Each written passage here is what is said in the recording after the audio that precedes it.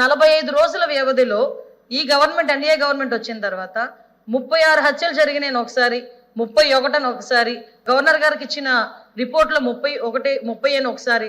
అంటే ఒక్కొక్క దగ్గర ఒక్కొక్క స్టేట్మెంట్లు ఇచ్చుకొని జనాల్ని కన్ఫ్యూజ్ చేస్తున్నారా, ఆయన కన్ఫ్యూజ్ అవుతున్నారా, ఆయన ఏమైనా తాపత్రయపడుతున్నారా? 36 హత్యలు జరిగినాయి అని నేషనల్ మీడియా అడిగిన తర్వాత ఢిల్లీలో ఉన్నప్పుడు ఆ 36కి సంబంధించిన లిస్ట్ ఇవ్వండి అని చెప్పి అక్కడ మీడియా వాళ్ళు అడిగితే ఆన్సర్ చేయకుండా పక్కకి వెళ్ళిపోయారు. ఏమేనంటే రెడ్ బుక్ చూపిస్తారు.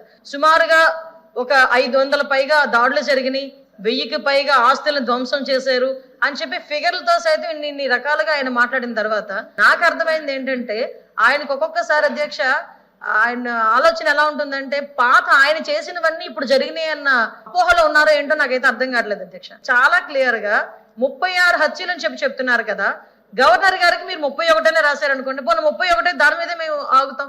ఆ 31 మంది ఎవరున్నారో, ఏ ప్లేస్ లో ఎవరు చంపారు, పోనీ ఎవరు చచ్చిపోయారో మీ నాయకులు ఒకసారి మాకు లిస్ట్ ఇవ్వండి.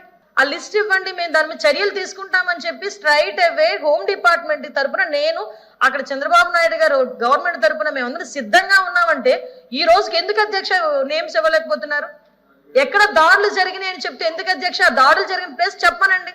ఇక్కడ మేమందరం ఎమ్మెల్యేలు, ఎమ్మెల్సీలు, మంత్రులు, ఇక్కడ అందరూ కూడా మంత్రులు ఉన్నారు అధ్యక్ష, ఎమ్మెల్సీలు ఉన్నారు అధ్యక్ష.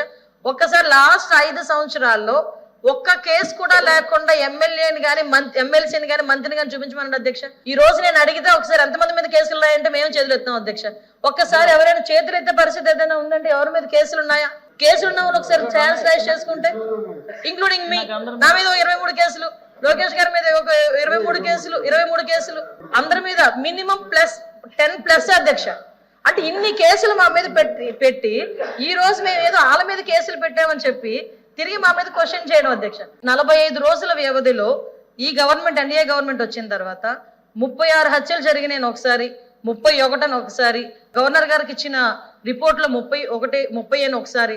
అంటే ఒక్కొక్క దగ్గర ఒక్కొక్క స్టేట్మెంట్లు ఇచ్చుకొని జనాల్ని కన్ఫ్యూజ్ చేస్తున్నారా, ఆయన కన్ఫ్యూజ్ అవుతున్నారా, ఆయన ఏమైనా తాపత్రయపడుతున్నారా? 36 హత్యలు జరిగినాయి అని నేషనల్ మీడియా అడిగిన తర్వాత ఢిల్లీలో ఉన్నప్పుడు ఆ 36కి సంబంధించిన లిస్ట్ ఇవ్వండి అని చెప్పి అక్కడ మీడియా వాళ్ళు అడిగితే ఆన్సర్ చేయకుండా పక్కకి వెళ్ళిపోయారు. ఏమేనంటే రెడ్ బుక్ చూపిస్తారు.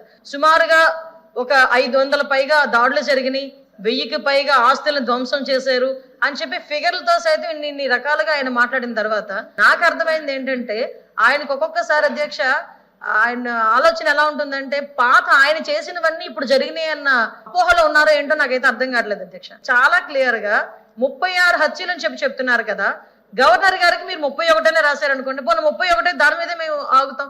ఆ 31 మంది ఎవరున్నారో, ఏ ప్లేస్ లో ఎవరు చంపారు, పోనీ ఎవరు చచ్చిపోయారో మీ నాయకులు ఒకసారి మాకు లిస్ట్ ఇవ్వండి. ఆ లిస్ట్ ఇవ్వండి, మేము దాని మీద చర్యలు తీసుకుంటామని చెప్పి స్ట్రైట్ అవే హోమ్ డిపార్ట్మెంట్ తరపున నేను అక్కడ చంద్రబాబు నాయుడు గారు గవర్నమెంట్ తరపున మేమందరం సిద్ధంగా ఉన్నామంటే ఈ రోజుకి ఎందుకు అధ్యక్ష నేమ్స్ ఇవ్వలేకపోతున్నారు? ఎక్కడ దాడులు జరిగినాయి అని చెప్తే ఎందుకు అధ్యక్ష దాడులు జరిగిన ప్లేస్ చెప్పనండి. ఇక్కడ మేమందరం ఎమ్మెల్యేలు, ఎమ్మెల్సీలు, మంత్రులు, ఇక్కడ అందరూ కూడా మంత్రులు ఉన్నారు అధ్యక్ష, ఎమ్మెల్సీలు ఉన్నారు అధ్యక్ష. ఒక్కసారి లాస్ట్ 5 సంవత్సరాల్లో ఒక్క కేసు కూడా లేకుండా ఎమ్మెల్యేని కానీ ఎమ్మెల్సీని కానీ మంత్రిని కానీ చూపించమనండి అధ్యక్ష. ఈ రోజు నేను అడిగితే ఒకసారి ఎంతమంది మీద కేసులు ఉన్నాయంటే మేము చేతులు ఎత్తాం అధ్యక్ష. ఒక్కసారి ఎవరైనా చేతులు ఎత్తే పరిస్థితి ఏదైనా ఉందంటే ఎవరి మీద కేసులు ఉన్నాయా? కేసులు ఉన్న వాళ్ళు ఒకసారి ఛాన్స్ రైజ్ చేసుకుంటే, ఇంక్లూడింగ్ మీ, నా మీద 23 కేసులు, లోకేష్ గారి మీద ఒక 23 కేసులు, అందరి మీద మినిమం +10+ అధ్యక్ష. అంటే ఇన్ని కేసులు మా మీద పెట్టి ఈ రోజు మేము ఏదో వాళ్ళ మీద కేసులు పెట్టామని చెప్పి తిరిగి మా మీద క్వశ్చన్ చేయడం అధ్యక్ష.